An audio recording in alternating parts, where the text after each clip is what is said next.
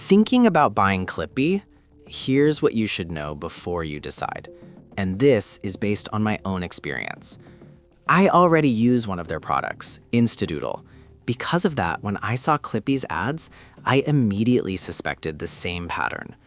You know the type. One price in the ad, and after you buy, suddenly there are 10 more upgrades constantly popping up. And that's exactly what happens. After the first purchase, you're taken to a page where you're immediately offered an additional version, and the interface keeps reminding you of it nonstop. This is where it gets really annoying. You're using the app, but half the buttons are basically locked. They're visible but unusable unless you pay more. Technically speaking, you're working inside a partially disabled product. It's like someone gives you a phone, but tells you the back camera only works if you pay extra. And the locked features? They're not minor. They're the exact features that actually make videos look premium. For example, high-quality models like Kling are locked. CDance Pro is available, which is fine, that part is okay.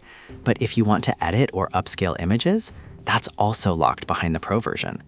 One of the most basic features you'd expect today is simply not there. The ability to define a starting frame and an ending frame for your video. And that's honestly surprising. On top of that, there are no real camera controls. You can't control camera movement, framing, or motion directly. Everything relies entirely on prompting. In the ads, there's no mention at all of any credit-based usage system.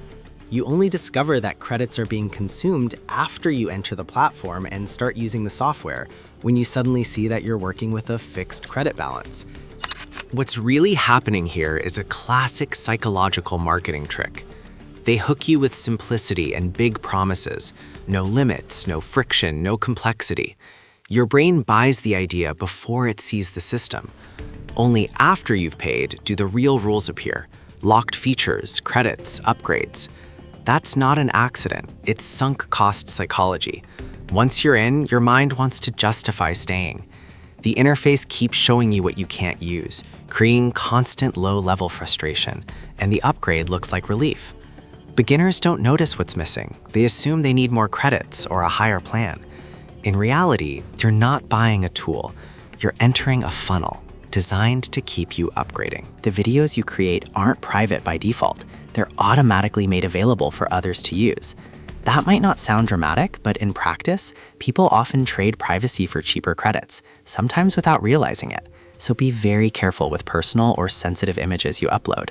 That alone tells you who this product is really made for. ClipBee is clearly aimed at beginners and casual users who just need quick stock-style videos, not creators who want precision, structure, or advanced control. So if you're thinking about a monthly subscription, for more experienced users, that would basically be throwing money away. If what you actually need is stock footage, there are already solid and proven platforms like Artlist, FreePic, or Envato.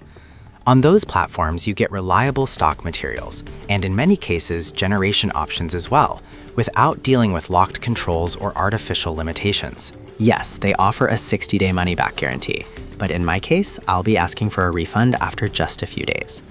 Overall, if you're buying ClipBee expecting a clean, fully usable tool after one purchase, this is something you should seriously think about first.